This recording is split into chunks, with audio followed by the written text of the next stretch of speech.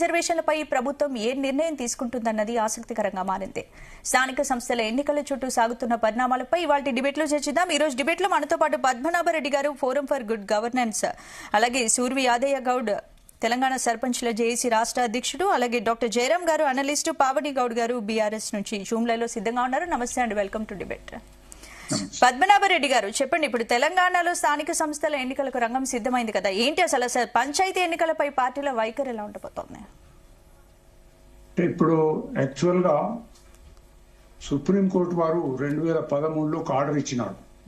ఏంటంటే మన తెలంగాణ అప్పటి ఉమ్మడి ఆంధ్రప్రదేశ్ లోపల గ్రామాల్లోనేమో పోలింగ్ పర్సంటేజ్ ఎక్కువ అవుతుంది, 90-95%. పట్టణాలలో 50 దాటడం లేదని. దీని మీద అనాలిసిస్ చేస్తే పట్టణాలలో విద్యావంతులు, ధనికులు కూడా అక్కడున్న క్యాండిడేట్స్ ఎవరైతే రాజకీయ పార్టీలు నిలబెట్టినారో ఎవ్వరు నచ్చడం లేదు కాబట్టి మేము ఓటేయమని ఇంటి వద్దనే కూర్చున్నాం. దానికి సుప్రీంకోర్టు ఏమందంటే, ఎలా కాదు, పోలింగ్ పర్సంటేజ్ పెంచాలి కాబట్టి ఒక నోటా అని పెట్టండి, ఎవరికైతే ఆ క్యాండిడేట్స్ ఇష్టం లేరో ఆ పోలింగ్ బూత్ వచ్చి నోటా బటన్ ప్రెస్ చేస్తారు, పోలింగ్ పర్సంటేజ్ పెరుగుతుంది. ఒక ఇండైరెక్ట్ గా రాజకీయ నాయకులకు ఒక మెసేజ్ పోతుంది, ఏంటంటే మీరు బరిలో ఉంచినటువంటి క్యాండిడేట్స్ ఎవరు కూడా మాకు నచ్చలేదని చెప్పి ఆ సుప్రీంకోర్టు ఆర్డర్ ఇచ్చిందన్నమాట. దాని ప్రకారంగా election commission polling panel, voting panel లోపల లాస్ట్ కు ఒకటి నోటా అని పెట్టినారు. అది 2013లో.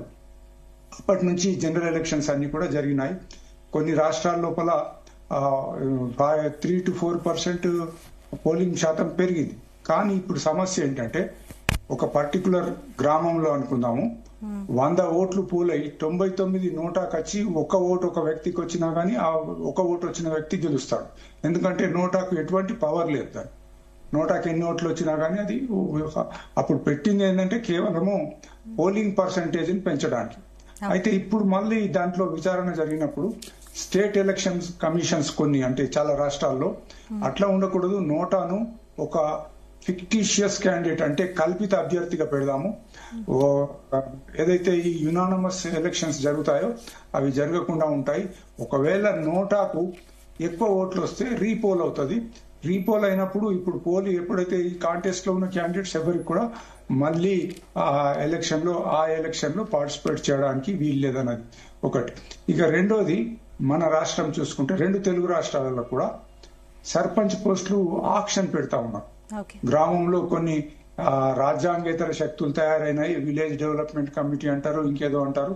వాళ్ళు సర్పంచ్ పోస్టులు కాంటెస్ట్ చేసి ఒక 2 days బ్యాక్ అనుకుంటా గద్వాల్లో ఒక సర్పంచ్ పోస్టు 26 లక్షలకు ఆక్షన్ అయింది. అట్లా అంటే ఇంకా చాలా డెవలప్డ్ విలేజెస్ ఉంటే 50 లక్షలు 60 లక్షలకు కాంటెస్ట్ ఇదవుతుంది. దీంతో నష్టం ఎక్కడ వస్తుందంటే, డబ్బున్న వాడే ఆ గ్రామంలో సర్పంచ్ అవుతాడు. తర్వాత పేదలకు ఏదైతే రాజ్యాంగం కల్పించిందో రైట్ టు ఓట్ అది పోతుంది. వాళ్లకు ఆ డిసిషన్ మేకింగ్ లో, గ్రామం లోపల డెవలప్మెంట్ వర్క్స్ లోపల డిసిషన్ మేకింగ్ లో వెయిట్ ఉండదు. ఎందుకంటే సర్పంచ్ ఏమంటాడు అంటే, నేను డబ్బులు ఖర్చు పెట్టి కొన్నాను ఈ పోస్ట్ అంటాడు. ఆ ఖర్చు పెట్టిన డబ్బు 5 ఏళ్లలో దానికి 2-5 తీసేసుకుంటాడు. సో ఈ దుష్ట సంప్రదాయం పోవాలంటే నోటా ఒక కల్పిత అభ్యర్థిగా ఉండాలని మేము 1 year నుంచి పోట్లాడుతున్నాము, అంటే రిప్రజెంటేషన్స్ చేస్తున్నాము. ఈ మధ్యలోనే మన స్టేట్ ఎలక్షన్ కమిషనర్ గారు కూడా ఈ డీటెయిల్స్ అంతా ఇవ్వడం జరిగింది. వారు పాజిటివ్ గా స్పందించారు. ఈ మధ్యలో సుప్రీంకోర్టు కూడా ఇదేంటి యునానిమస్ ఎలక్షన్స్ ఏంటి అంటూ వాళ్ళ అబ్జర్వేషన్స్ చాలా వచ్చినాయి అన్నమాట. దాని మీద మన దగ్గర చర్చ జరుగుతుంది.